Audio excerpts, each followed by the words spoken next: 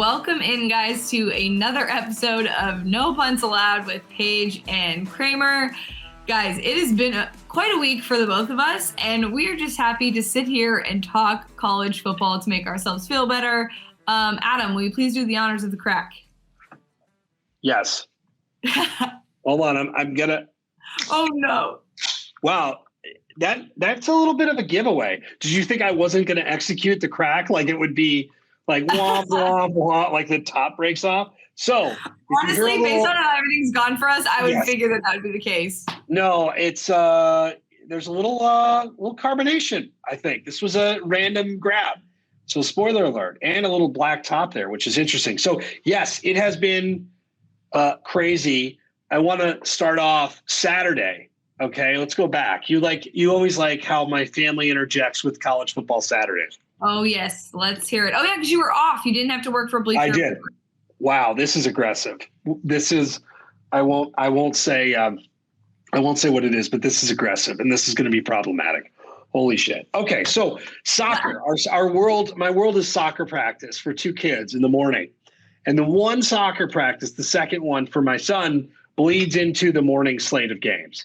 Okay. So it's always weird. It's always pretty tough.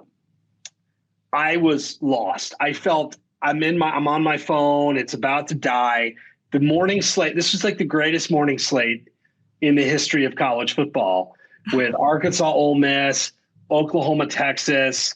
I've got like soccer dads all over the place showing me scores. Like I don't know what the goddamn score is. I'm there to support my family, love my kids, but I felt very, very, alone out there with my family. It was very tough for me to not be in front of my televisions. Can I ask you something? As someone who, like, something you just said, like, totally resonated with me. Isn't it funny how you literally work and cover a sport and they don't even mean it. They will just ask you, oh, hey, did you see that Alabama lost? Because that happened to me, and I was like, nope, I completely missed it. You're right. Did? Oh, my God. In their defense, they were pretty drunk. But it was still really funny. But, I mean, like you said, the dad showing you scores like you're not paying attention or looking at it. But that's tough. It's always hard when you're away from it. So I was working in Tucson, Arizona for family weekend, which, again, I am now in Boston, hence the new setup. Crazy sort of week for me. But I was watching that game at breakfast, the Texas-Oklahoma game. Yes. And I legitimately was like, oh, shoot, it starts. And this was like a roller coaster of emotions and games, okay? Yes. It was like, oh, my gosh, Texas is going to win. They're going to blow them out. This is wild. Then it was like, okay, we're focusing on Spencer Rattler and Caleb Williams. What's going on? Then it was like, oh, no, now Texas looks bad and all that. And, they lost.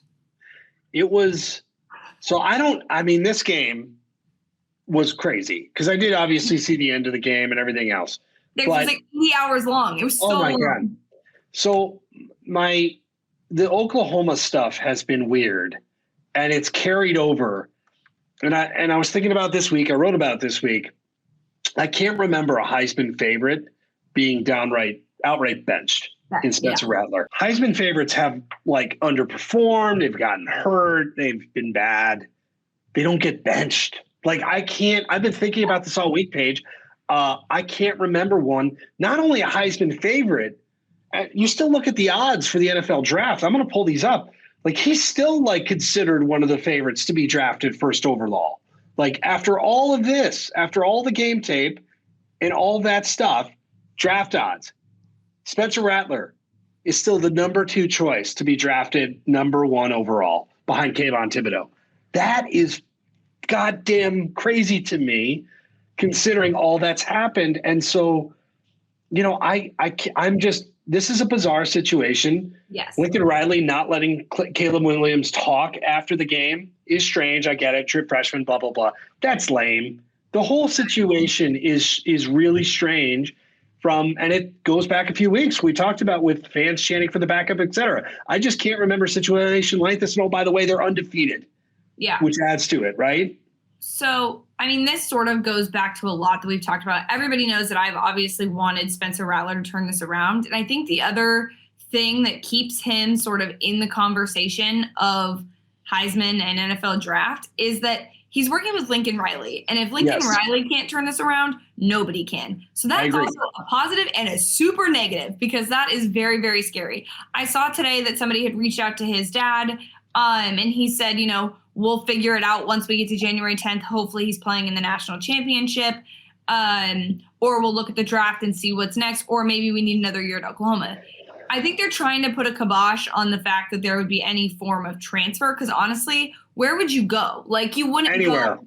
I would still go somewhere. To me, I think it's not working out here. You need a new voice. Like, if I had to put odds on where he'll be in 2022, and I've tried to do this, right? Yeah. NFL would probably be the favorite. Yes. I'd have transfer second. I'd have Oklahoma third. This kind of feels Ben Simmons-y to me, like a Ben Simmons in Philly. Like, wow. He missed practice. Lincoln Riley gave him the day off. Like, that's normal. Like, are you kidding me? Like, yeah, what about he was sick? That's in quotes, by the way, for those not watching the video version of this. I didn't see that, so now I'm recklessly reporting. But it's still a weird thing, and it's still a very coincidental that he did that. Maybe he did need a day off, and I do think something that is really, really important to remember is this. Like I was saying, I mean, everybody is going to hold the QB1 thing over him forever. So if you're a recruit, and they're asking you to do a Netflix show, maybe don't do it, because this is going to want you and follow you. People are actively rooting for this guy to lose, and that's including his own fan base. But I also just I want to give him props for the fact that he came in for the 2-point conversion and converted. I do think that Lincoln Riley is he hasn't ever had he's had controversy, but not in this way, not in the bad way. It's more like he's got Baker running his mouth. He's got a lot of attention on a transfer quarterback, multiple transfer quarterbacks, or a Heisman contender, all those things. But he's never had to deal with something quite like this. And I think that's why he was like, okay, no more media. After, by the way, a student reporter used binoculars from a public building to see that Caleb Williams was taking reps with the first team reps. So, which is amazing, by the way. This is a lot. And he's like, okay, no more media. This is something so unique and I'm actually kind of excited to see how Lincoln Riley specifically handles this, because they still haven't lost. That's the other thing we're forgetting. They're still undefeated, still a playoff team.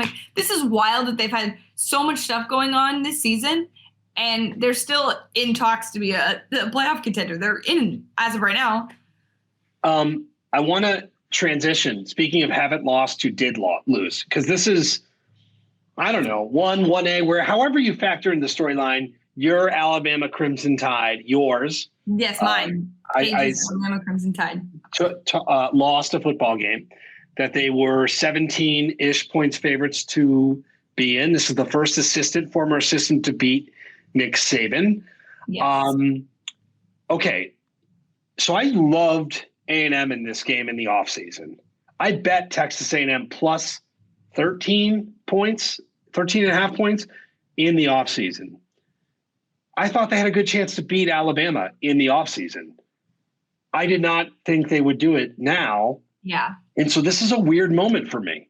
A&M has looked largely like shit with a backup quarterback, and then they just find this moment. And actually, I'm invested in the A&M Missouri game. You'll see why. And Picks and Pints and Picks, but whatever we're going to call it. Whatever we named it.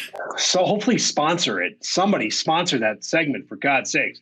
Then we'll call it that. We'll call it whatever you want. But I'm shocked. I was floored by this.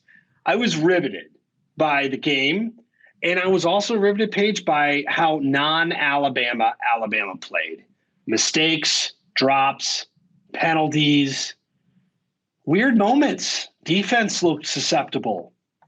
Your thoughts? It's still, every time Alabama loses a game like this, it's a testament to Saban. It still doesn't feel kind of real Like that was what I felt watching that. Like when the game was over, it's like, okay, we'll now play the fifth quarter and they'll win. And it's like, no, it's done. And just what a moment for the sport, quite honestly, because we did not expect that.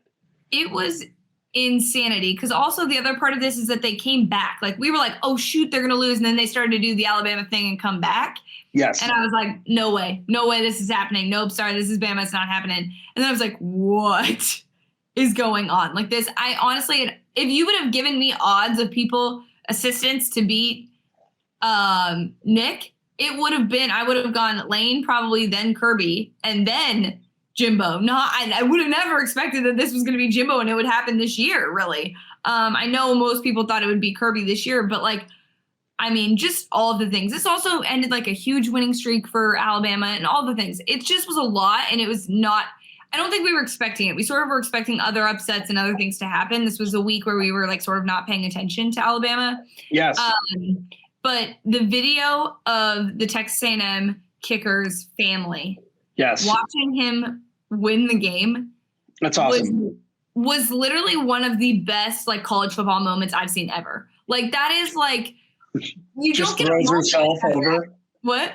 She just throws herself over the Yeah, stand. like everybody's getting on the field. She jumps over his wife. I mean, it was amazing. That was awesome. So shout out to that family. But there is a game I would also like to go back to. I'm sad about Alabama. They're still a playoff contender. If they play like that, they're not going to beat Georgia. I'm just going to say it now so that we can get it over with and we can move on. So I don't have to say you were right, which we'll get to again.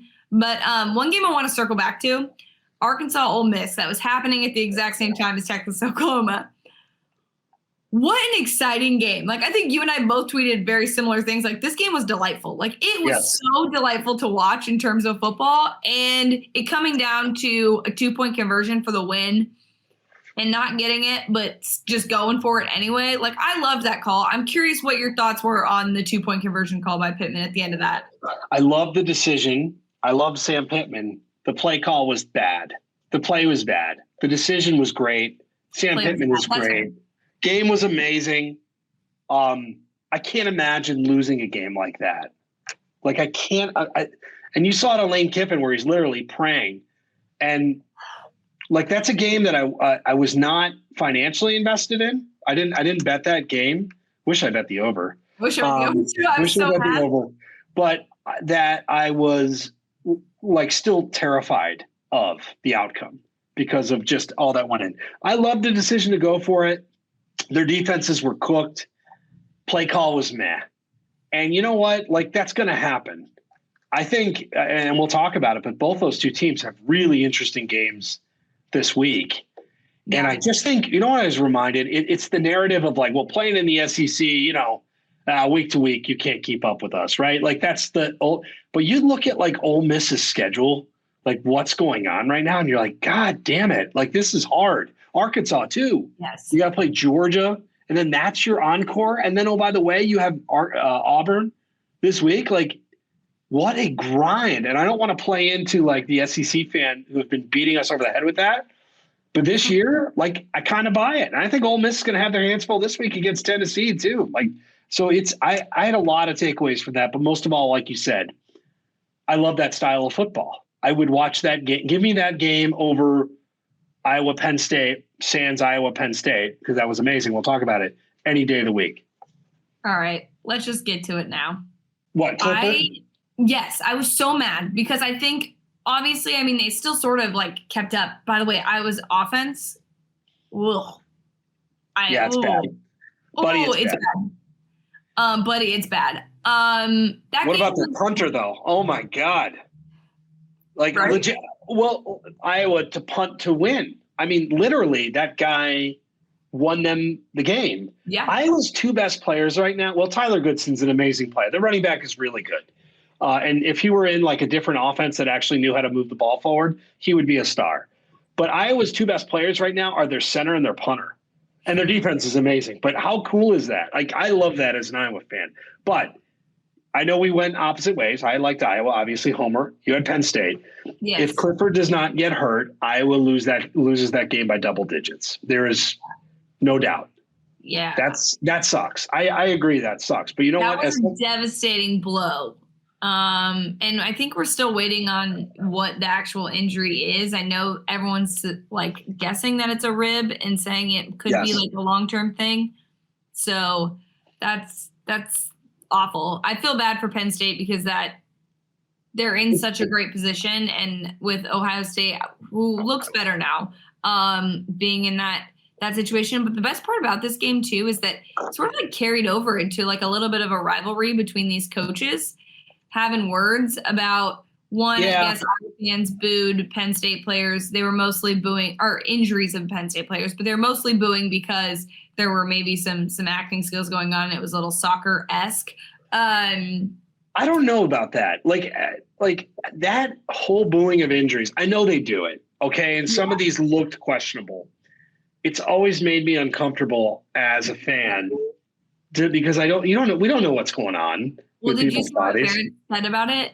I did. Oh yeah. He's like, they smelled a rat. I was dying. I was like, whoa, okay. Because James Franklin obviously was like, I don't think it's appropriate. And then he responded. I mean, I like this as a new rivalry in the Big Ten. Oh, no. And these two teams play like I follow a lot of Penn State fans on Twitter, obviously a lot of Iowa fans. This game is miserable. Like, it's a great rivalry, but this game is consistently this miserable, controversial, ugly played game. Now, granted, that was really fun. My kids at that point, by the way, I was let me take it back into my house. So at this point, my responsibilities are done for the day, and my kids see how I'm not into football. Like Paige, when I watch football games now, I'm numb to most things. Like physically, I'm not getting into it. I mostly sit down there and have my beer, or I'm writing and maybe still have my beer, but whatever. This one, I am standing up and I'm standing at the TV. I think my daughter is looking at it like, what the hell is wrong with you? But they were so into it because that is the most animated I've been in a sporting event in forever. My teams suck. So in a long, long time, Mets World Series would probably be it. So that was cool. But yeah, I was not like I was going to lose a game, right? Like we kind of know this, like it may be versus Purdue, maybe versus Nebraska or Minnesota. Like they're going to lose a game at some point. It's going to break our hearts, but it's still been a really fun year. And like, I've come to terms with that. Yeah, I'm going to give you this and let you have your moment. Because Purdue always actually is the team that usually spoils it for some people. So that could be rough. But I mean, the Big Ten itself, like Ohio State looks better. Let's just start there. I think we've like totally written them off since the beginning of the year. And I'm like kind of nervous that we did that because I just have this like sneaking suspicion with like Alabama having lost, and then they have to beat Georgia twice, or at least they're not going to get in with 2 losses. I don't think at this point with the way everything's shaping up with Cincinnati. Yes, Ohio State looks like a fixed program.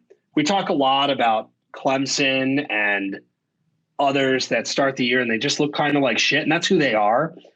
I don't know if that's Ohio State. I think Ryan Day's a really good coach, by the way. Yes. CJ Stroud is looking more confident. Yes. Those receivers are ridiculous. The defense looks better, but they've played crap games. The cool thing about I wrote about this week at BR. I'll just plug it because we're working on this stuff together. It's a community piece where I ask people who outside the top 4 is going to make the playoff, right? So what's really interesting about this exercise is like the Big Ten is featured prominently in this discussion because it's Penn State, it's Ohio State, and Michigan State, and Michigan. And they all got to like play each other. Like they're going to beat each other up at some point. So I think Ohio State still is so much more talented than everybody else. Yeah. That when push comes to shove, they're going to be in a position that they're going to be in a great shape. What's interesting though, Paige, that Oregon loss may not age well. That loss might not age well. And I'm curious how that's viewed, even though kudos for Ohio State to step up and actually play somebody out of conference. So, but yes. But looking at even like Alabama's loss to Texas A&M, like look at what Texas A&M has done. And yes, they'll consider that Texas A&M lost a key player, obviously, because they do that. But I mean, like you said in the Big Ten, like Ohio State, though, like still has to play Michigan, still has to play Michigan State, still has to play Penn State. I mean, we don't know the situation there. But I mean, they went out there they're in. Like, in my opinion, like, you can't really, like, because you also can't say that they didn't play anyone, because that, I think, also has been the notion with Ohio State a lot, is that, like, it's been Ohio State and then there's like a huge gap between everybody else. I mean, look at that conference now. They have like highly ranked teams. So like, you're going to have to give them a quality win after winning over Michigan State and a quality win after winning over Michigan, which is crazy. But like, and that's why, like, even losing to Oregon, I don't know that keeps them completely out. No, they've got 3 top 10 teams left on their schedule right now. Now, that'll look different. And this really is an interesting discussion. Is it a top 10 team at the time you play them, or is it a top 10 team at the end of the season? Regardless, it's Ohio State. And I will say, as an Iowa fan, playing them in the Big Ten championship game sounds terrible. Running game, quarterback, wide receivers, skill position players for days, athletes for days. Like, we've talked so much of the theme this year has been like, who hasn't adjusted? They seem to have adjusted, but we'll find out. Again, much, much tougher games coming up. I think the fact that Penn State is at home is huge. They also play Nebraska, by the way, which I don't think is easy. Nebraska's no joke. They don't know how to win a football game, but they're a lot better than they do. They're not bad, but they don't know how to win a football game. That's like them and maybe like a Florida State at times. Like, you just don't know how to win a football game. They can't win, but they can compete, and they are tough. Like, Iowa plays Nebraska last week of the year. No, that sounds terrible. No, thank you. Even though Martinez will probably throw 18 interceptions, but no, thank you. I feel like he's been in school forever. He has been. I think this is literally I think he should be a senior, right? Like, whatever it is. Yeah. Super senior. Let's talk real quick before we move to this week. Coaches, jobs. Coach O. I bet LSU last week. Oof. Look,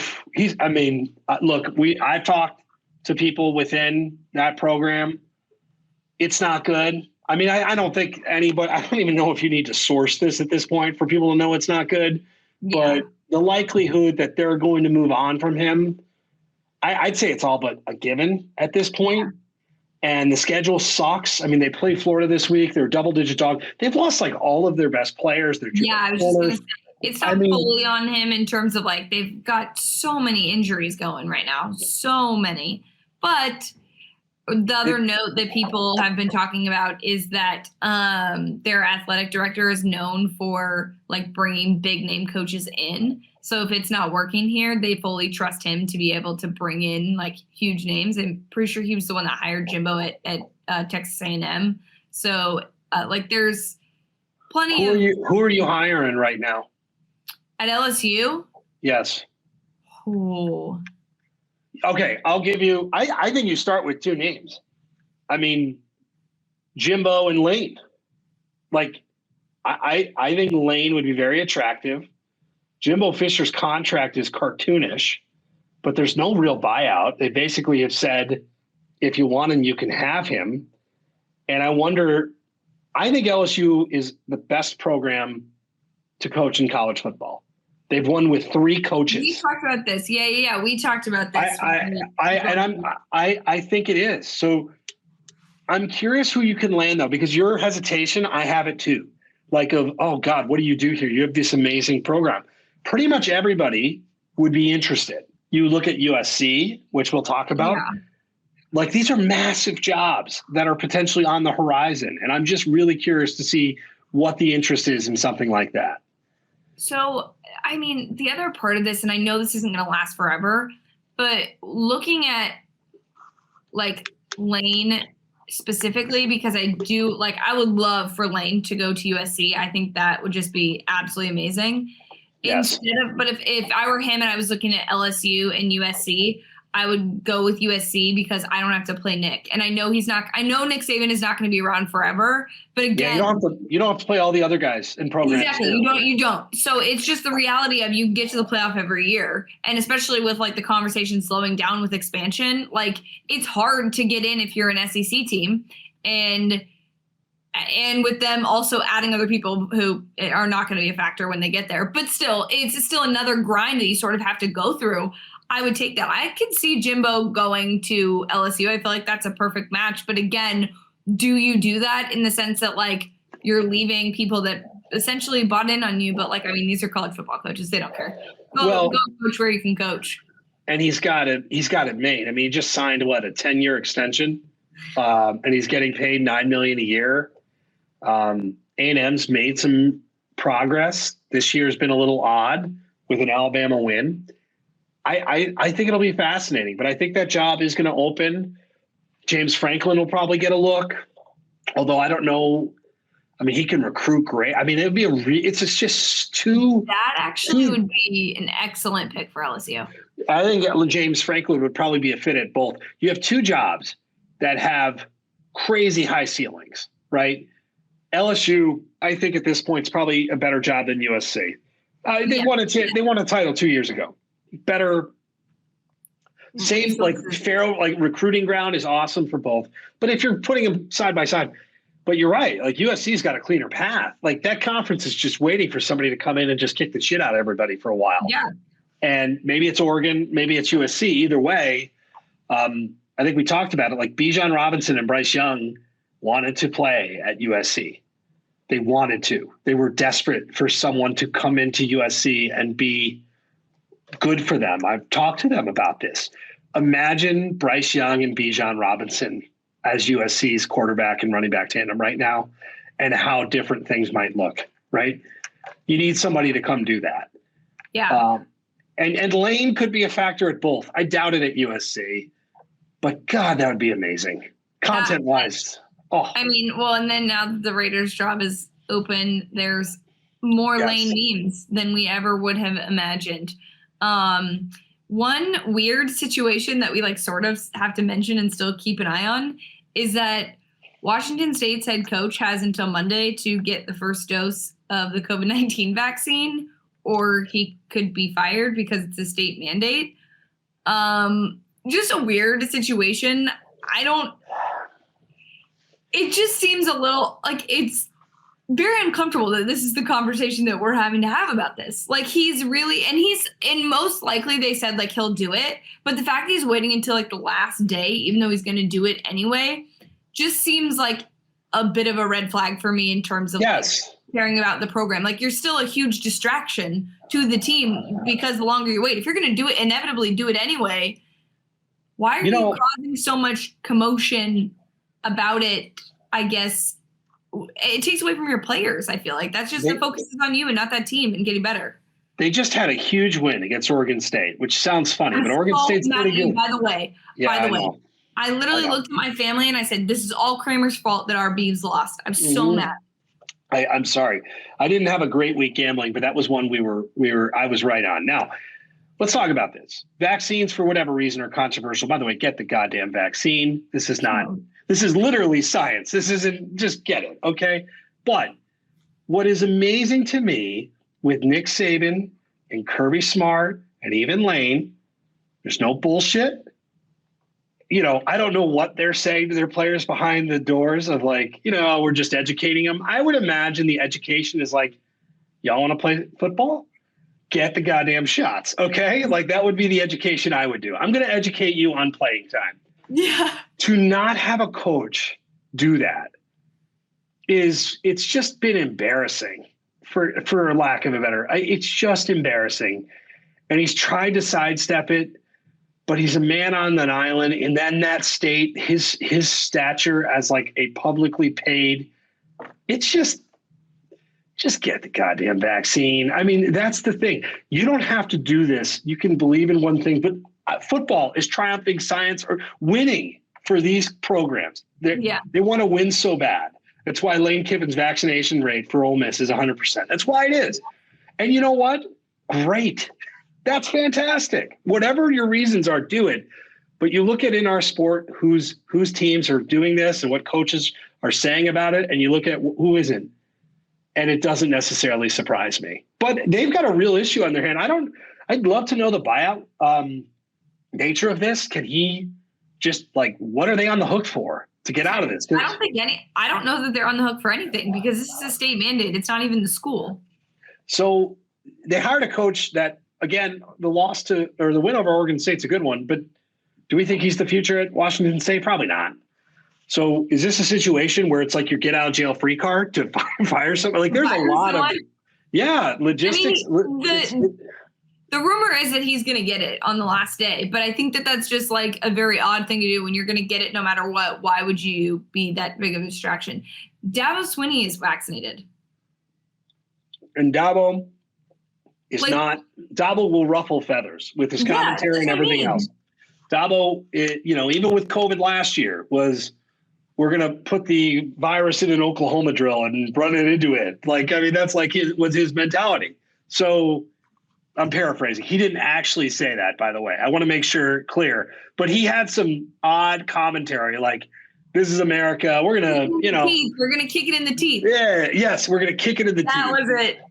We're going to kick it in the teeth. Which Oklahoma drill virus, way better. Oklahoma drill. But coaches that are successful have done this. Every week they ask him it, and he, I got to say, from his perspective, it's got to be a miserable situation to be in. He clearly believes something. It's wrong. It's stupid. And you're going to be asked. And that's got to be hard to answer those every day. And yet he could solve it very easily. And he works with kids. He's going to. He's paid a lot. To me. I wouldn't care if he had like a legitimate reason and was trying to like be like, hey, this is where I stand and I'm willing to lose my job over this, but he's not. And he's going to get it probably. And it's just a distraction to me. And I just don't think it is. I'm telling you, whatever Saban's doing, buddy, do that. And it feels like you've not followed that plan. For a while. All right, let's talk games. Week 7. First off, how the hell is it week 7? I thought that, yeah. Second, this is a okay slate of games. It's got high chaos possibilities, I think. Very high. Although it's going to be really hard to even come close to last week's games. And I think when you have something like Georgia, Kentucky, the point spread is 23 points. 23 points. So I like Kentucky. Kentucky's a good team. They should be ranked higher than they are. To me, this is more about Georgia than it is Kentucky. It is. The fact that Georgia's a 23-point favorite. Look, I picked them to win the national championship. I think they're going to do it. I wrote that they were better than Alabama a few weeks ago. People got real mad about it. Real mad. Holy cow. What are your thoughts on this game and then Georgia as a whole? I think that we're finally going to get a chance to see if Georgia is as good as we think they are.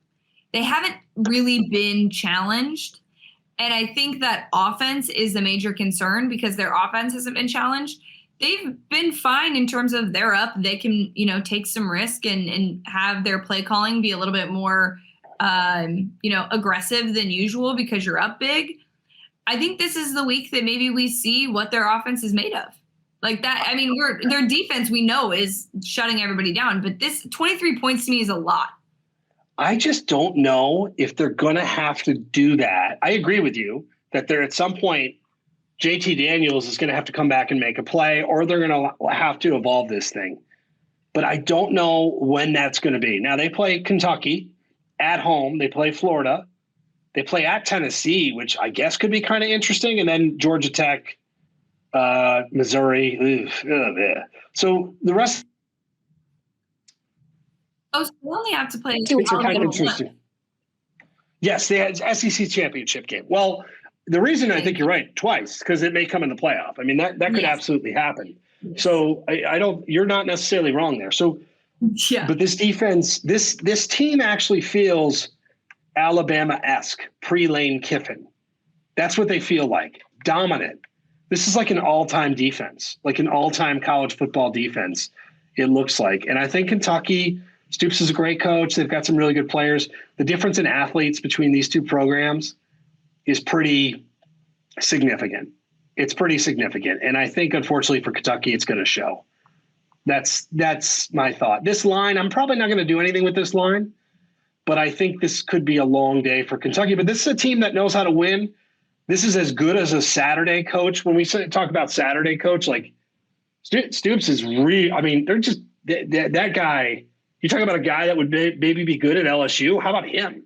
This guy is a great coach. So ultimately, I think it's going to be a problem. I'd love to see Kentucky make it weird, though. Go for it.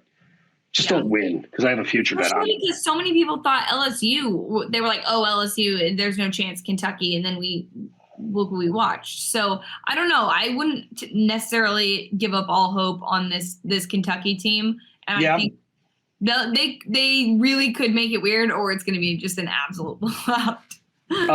Two other games. Well, it was really, really good. I just realized that the games I wrote down are all SEC, which I don't mean for it to be that homer-y. But especially after I said, like, oh, playing in the SEC is hard. Like, this is now an SEC podcast. So 2 other games, Auburn, Arkansas, Ole Miss, Tennessee. Which one of those 2 are you excited about most? I think Ole Miss, Tennessee has the potential to be a closer game. I don't know that the Arkansas-Auburn game is going to be good, because it's hard for me to watch Bo Nix play football. Like, I'm sorry. That is I think it's wonderful. I get anxiety from it. I'm like, what? There was a play, I can't remember if it was last week or the week before, where it was like the quintessential, like, no, yes! Oh my God, Bo Nix throw, where he was just like, there was no way he managed to throw that ball and complete it and be able to, it was wild. But I love watching him. I do. It's like watching like an Instagram reel of like a motorcyclist going 120 miles an hour. And I'm watching that because I probably know something bad's going to happen. Don't want anyone to die, but he's probably going to hang on too. If it's on Instagram, I know, okay, it's probably not going to be that bad, because otherwise it wouldn't be in my reel. Like, I'm not looking up weird shit here. That's such a good way to put it. Bo Nix is like the most exciting player in college football. And I don't mean that as a compliment. I mean it as he is an experience. So, but I really like Auburn in that game. Spoiler alert. But I do like Ole Miss, Tennessee. This line has surprised me. 3 points. The total is 81. It opened at 85.5. Tennessee all of a sudden looks like a legitimate threat. Like, they lost to Pitt, and we kind of wrote them off, but guess what? Pitt's pretty good. Yeah. Pitt's got a Heisman quarterback, potentially, or a quarterback that's at least in the discussion. I wonder for Ole Miss, this is kind of a whirlwind of emotions these last couple of weeks. They might get got here. Like, playing on the road, playing a good offense. That defense is clearly not fixed like we thought it was when we watched them against Louisville. I think it's a really interesting spot for Lane Kiffin. Yeah. I think it's very much like a stereotypical trap game. Like, you don't want to because also I think too, like, Tennessee hasn't looked fantastic the last couple of years. And so I think sometimes this was something maybe a year ago we would have been like, oh, easy win, whatever. And now that's not necessarily the case. Playing in the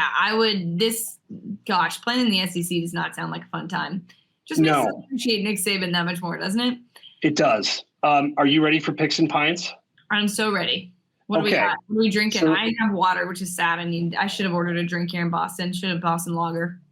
This is a celebratory yellow. I'll talk through it. I know I'm showing in the camera. Like, Adam, this is also a audio podcast. I could see it on your face. So this is a lemon shandy from 312. It is, Hawkeyes, black and yellow. It got better. It's a wheat ale with lemon, but you could hear the carbonation. Like, that first couple of sips were rough. And then it settled down. Like sea salt chips, big fan. But that first one you eat, it's like, holy shit, that is like vinegar. I mean, I love those chips, but it takes you a little while to settle in. I could actually drink this. This is not normally my style. Good can work, by the way, for anybody watching the video. Yeah. I think I would enjoy that. Yeah, no, it's not bad. So I got to give you some props last week. TCU over, well done. I locked that thing in. I did. I locked that bet in. That was fantastic. I mean, that was an easy one too. So well done. I was looking and hoping that you'll have some overs for us here. I did. Sorry. Last week was a huge week for the over. That's why I was like, oh, stay away. I got a little too cocky on the overs. But last week was huge. I mean, Ole Miss, I think even the Alabama, Texas A&M one too. Yes, overs were out. and feeling their oats last week for sure. Now, I have one total in here. Okay. I'll start at the top, and you want me to rip through all of mine? I'll just rip through mine. You can rip through yours. Tennessee +3 versus Ole Miss. I like Tennessee. I think it's a really weird spot. I think the public's going to be all over Ole Miss in this game. This line jumps out to me. Okay, so this one I workshopped on Twitter last night. Missouri +8.5 versus Texas A&M. And I was eating shit like immediately from A&M fans. Yeah, I don't know what you were thinking. Okay, hear me out. To be honest with you, they're a scary fan base. Oh yeah, no, it was aggressive. I didn't even say like I'm doing this, which I am. I said like, oh, hangover potential, and it was like, bleep off. I mean, it was okay. But all right, here's why. Ultimate hangover. You just beat Alabama. This is your second real road game of the year. The first one against Colorado at Colorado was terrible. You've got an 11 a.m. start. Okay. You've got a sleepy 11 a.m. start. All of these ingredients tell me that Missouri is going to keep this game close and somehow is not going to allow 700 yards rushing, which they seem to do every week. You do not like this. Clearly you look completely dissatisfied with this idea. Yeah. I don't like that. Okay. Too close for me. That's too close of a line for me. I'm big on like major spreads because then you can at least like go all in. This seems a little too, I don't know. That looks like a bad beat waiting to happen. It's probably a bad bet waiting to happen, but it is this is kind of my Washington State Oregon play this week for sure. I'm digging the pack. Utah, I believe +1 over Arizona State. That game has hovered around pick'em. Utah's playing a lot better. And Washington -1.5 against UCLA. Love both of these games, actually. Big fan of that. Nevada, Hawaii, over 60.5. Nevada's points per game outside of like Kansas State has been excellent. I actually think Nevada is really pretty good. Hawaii's been playing better too. Game starts, I think, at like 10:30 Eastern time. Oh, can't wait. There it is. I have my one total, but now I want to add more after we talked about it. So what do you have on yours? Okay, I just want to say I got to Boston at midnight last night and there was still baseball on. I don't know how everyone does it not being. I mean, I'm used to being in the Pacific time zone and I was like, yeah. Goodness gracious, this is late. So not looking forward to that. But first up, I have Michigan State -5 versus Indiana. I'm riding the Michigan State train hard. That offense is so fun. This weekend, it's literally not just like one player. It's a bunch of them. And it's a huge big deal in the Big Ten that we need to be paying attention to them because I think that's the team that's going to cause the chaos. I don't think it's going to be Michigan. Sorry, Michigan fans. But yeah, so I'm taking Michigan State -5 versus Indiana. I think that would be my lock of the week if I could pick one. Kenneth Walker, by the way, is 15-1 to win the Heisman now, which is awesome. He is the 4th selection on the board and the first running back. Bryce Young, Matt Corral, CJ Stroud, Kenneth Walker, 15-1. Super cool. I just want him to keep doing it. He is special. I mean, he's like just love to watch him run the football. In my opinion, it should be Matt Corral then him. And I don't think Bryce Young. I just don't think he's the best player in college football. And I understand. I don't know what it is about me and just not wanting Alabama players to win the Heisman because it's very rare. Like my Christian McCaffrey, he'll die on over Derrick Henry. But yeah, I don't know what it is. I love Alabama and obviously I'm such a homer, but I don't know what it is about that. I think it's just because their team is always collectively good that I feel like other people are the best players in college football, which is what the award is. But I digress. I have Florida -10 for LSU. I think way too many injuries. I think just also the talk now being with Coach O, I think Florida's going to whoop LSU. I have a hard time arguing. I think I like the over in this game. What is it? 58.5. I got to check the current one. I just put this into locks. I got to make sure I was indecisive in my locks, but I like the over. I think LSU could still score. The line is going to creep up. The injuries, I'm with you. At some point, it sounds bad, but if you're LSU, don't you just kind of quit at some point? And when is that? I think it's probably here. Yeah, sorry. well, especially because it's a ranked team and you can kind of get away with it and be like, yes. Oh, Florida. So that's the one that I picked. I have TCU plus 11 versus Oklahoma. I don't think that if Oklahoma's going to win a game, it's going to be grinding out. That's what we've seen from this year. It's not going to be a huge blowout win. So I'm going to take TCU in this one. This game has given me fits. I kind of like it. I know TCU is listed like Zach Evans and Duggan as questionable. They're going to play. That's like so Gary Patterson. It's hilarious. Yeah, right. Okay, buddy. No, they're going to play. I'm with you here. I think people believe that Oklahoma is just kind of fixed now. I don't believe that to be the case, right? So I'm kind of with you. We didn't really talk about it much, but there were still things from Caleb Williams that were a little questionable. Yes. And I mean, the good news is we did see that he can throw the ball. I think one of the big things on him was that he's super athletic and he can run with the ball, but we weren't sure about like executing throws and things like that. He looked fine, but I do still think there is something to be said about like not taking like first team reps and not being in a game and being a freshman. Like there are a lot of things that can factor in. So I don't know that it's going to be as seamless as the Oklahoma fan base would like now that it's probably going to be him over Spencer Rattler. I can tell you right now, because I just looked, I think we're going to go our separate ways on your last game. Really? Alabama Hovernum here, I'm assuming, is coming into play. I mean, look, I feel bad for Mississippi State because I think they're about to take an ass chewing basically from Alabama. I don't think this is going to be close at all. I don't know if I'm going to bet it. This line opened at 21, was bet down to 17, and I think it may be a really bad matchup for Alabama. Like Texas A&M kind of dinked and dunked them to death. And Mississippi State's kind of doing that. And their defense looks pretty good. I want you to be right. I'm probably not going to partake in this game. But I wonder, Alabama, you have a young team that look a little shook. That's coming off. You have some adversity, which is like rare. And I'm wondering how they respond to it. I'm super excited for this game. And I think ultimately Alabama's too much talent. I'm curious to see how this line is because I would imagine – I don't know how people are going to bet on this. I think people are still pretty confident in Alabama. I don't know. And I also I just love pain because with if I lose this game or not, if it's a close game, I'm still going to be disappointed. And then if I lose this bet, I'm going to be really pissed. So it's sort of like I just want to inflict pain, which, by the way, this Saturday I will be attending a wedding. Oh, geez. So thoughts and prayers to me at a fall wedding. I'm very excited to be there, obviously, and attend my friend's wedding from college, but I will probably be that person watching games on my phone. So can I have a little rant about fall weddings not in the way you're thinking? I got married in the fall. I got married in September. I love the fall. Years, by the way, right? Yes, thank you to my wife.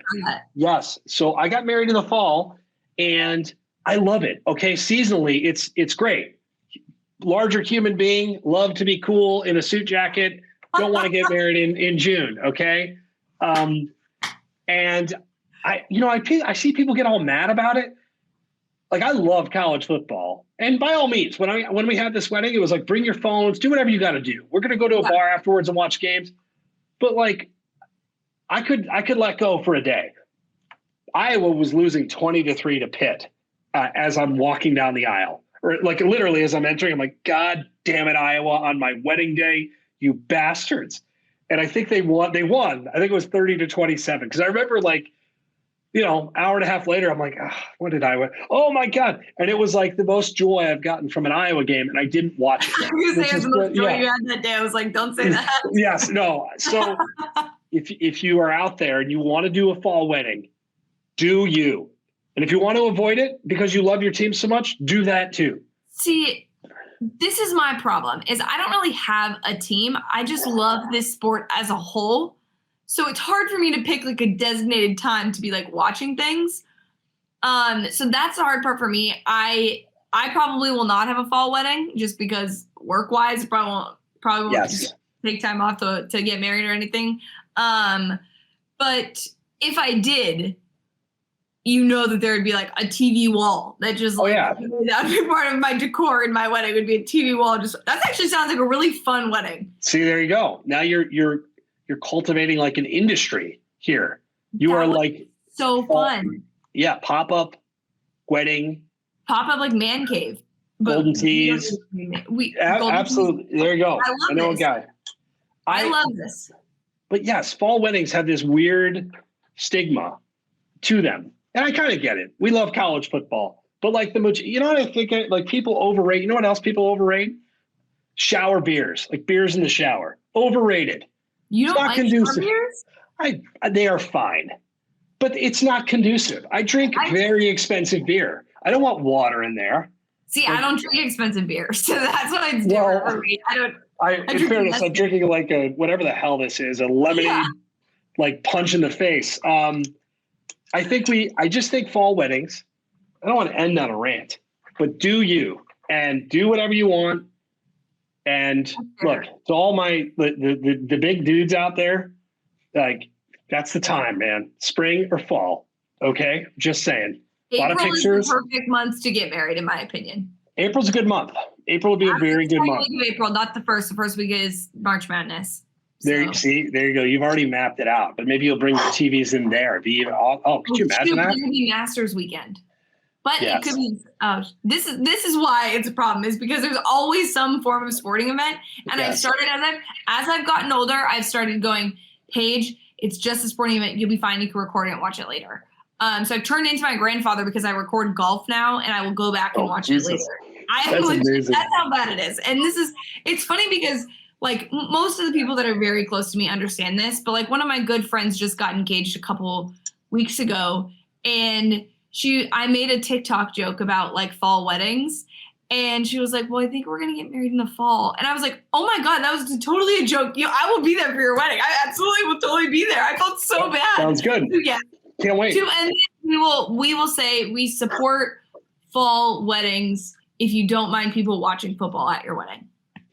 You know what? That is a good disclaimer. You have to know what you're getting into, right? Mm-hmm. Don't be insulted when the cell phones are out and you're walking down the aisle and all of a sudden your uncle is because Texas Tech just hit the over as time is expiring. Okay. Mm-hmm. Know what you're getting into on all fronts.